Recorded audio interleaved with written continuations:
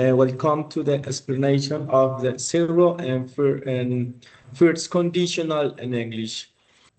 The conditionals are essential grammatical structure in English that we use to express a case and ever relationship between a conditional and the zero conditional. First, the zero conditional is used to express general facts, scientific truths, or results that always occur when a certain condition is met.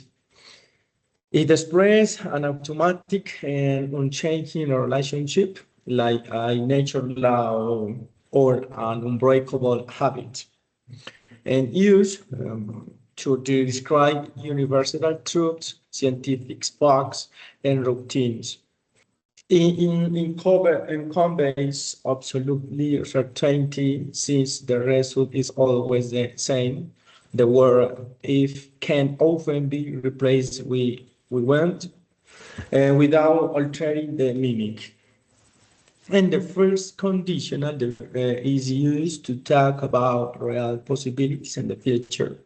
Describe conditions that is like are possible to occur and the outcome that will happen if the condition is met. Used to describe plans, warnings, threats, promise, and prediction of a future outcome with a high probability to occurring. Is a habitual communication practice regarding specific future events. It allows the speaker to establish a realistic and probable condition. The main clause can also use other modal verbs, can, might, should, and express ability, less possibility, or a recommendation, or an imperative to give a comment. The main difference lies its time uncertainty. The zero conditional applies to time, present, past, future, because it's a universal truth. And the first conditional applies to the specific future scenario, high probability. The zero conditional, what is the zero conditional in English? Is used for general truths to establish a case and effect relationship that is constant and invariable. That is, the condition always produces the same result. Then the conditional zero is used for general truths, are part of practical evident knowledge that is the condition and are generally expressed in the simple present. The zero condition is composed of two parts or clauses. They always go together. Okay, one, condition clause. This clause presents the cause and or necessary situation. It answers the question, what has to happen first? And the result clause presents the effect or consequence of the condition. It answers the question, what always happens next? I'm going to read the grammatical structure that must be taken into account when I'm going to say affirmative, negative, and interrogative sentence. See if they comply with the two clauses mentioned above. These structures are very important because they are that allow me to have clarity when speaking and expression in media, and making the language more precise and fluent when speaking. Now, what is the first conditional and what is the use it's used for? Okay. When we use the first conditional and if clause or event, then realistic is a good chance of happening in the future, or in the present with the future implications. The realistic meaning we are not talking about impossible dreams or or distance hypothetical scenarios. We are talking about things that are within the range of what normally happens.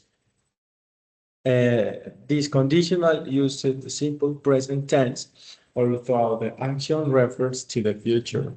The condition is expressed is the simple present tense. Okay, this emphasis that the condition is a real observable event. And the result is in direct consequence of the condition being met, because the condition is possible, the starting result is considered a highly probable. The result is the prediction or logical consequence that will occur if the condition is met. The result is generally expressed using will. Okay, the use of will confirms that this is an event that will most likely occur in the future. And the first conditional is your grammatical tool for talking about plans, predictions, or realistic consequences that depend of a possible event in the future.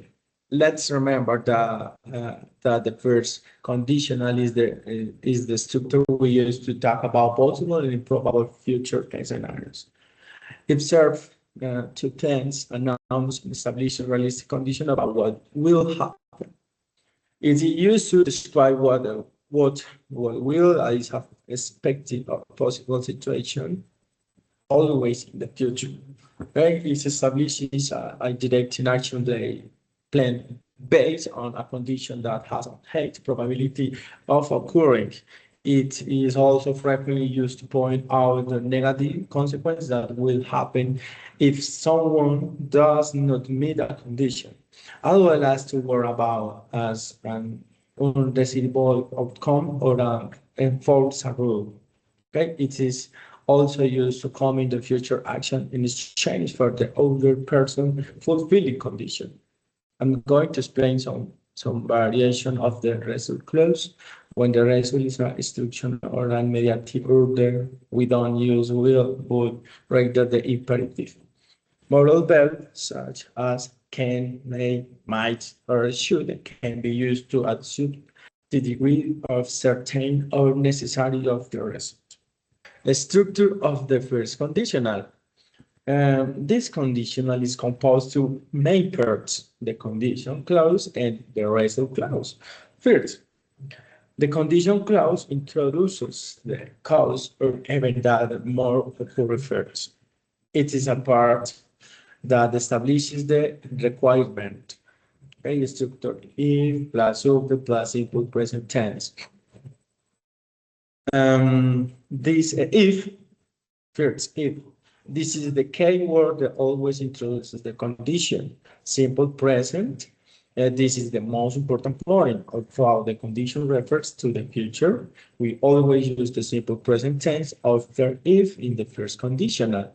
Second, the result clause presents the probable consequence of action that will happen if the condition is met. Will. This auxiliary verb indicates that the consequence will occur in the future. It covers the high probability of certainty of a plan. For the negative form, we will not do it. Okay, an infinitive verb or base verb form, the main verb does without the participle to and without any modification. Difference between several conditional and first conditional. Okay, the difference between lies primarily in the degree of certain and the temporal scope of the cause and effect relationship being describing. The serial conditional is used to discuss truths that are universal and immutable. Its purpose is to describe a cause and effect relationship that is automatic and constant, applicable at time and any time, present, past, and future. Okay, and first conditional and overhand and used to discuss a specific, real, and possible situation that will occur in the future. It's proposing to formulate a prediction or a plan of action where the outcome and highlight probable if the condition is met. Its main use to discuss future plans, warnings, tools, or promise based on a specific and realistic condition. And the zero conditional establishes laws while the first conditional establishes plans and predictions. That's all. I appreciate your attention all throughout. I hope this introduction, the topic has been helpful. Thank you so much for taking the time and giving it to me.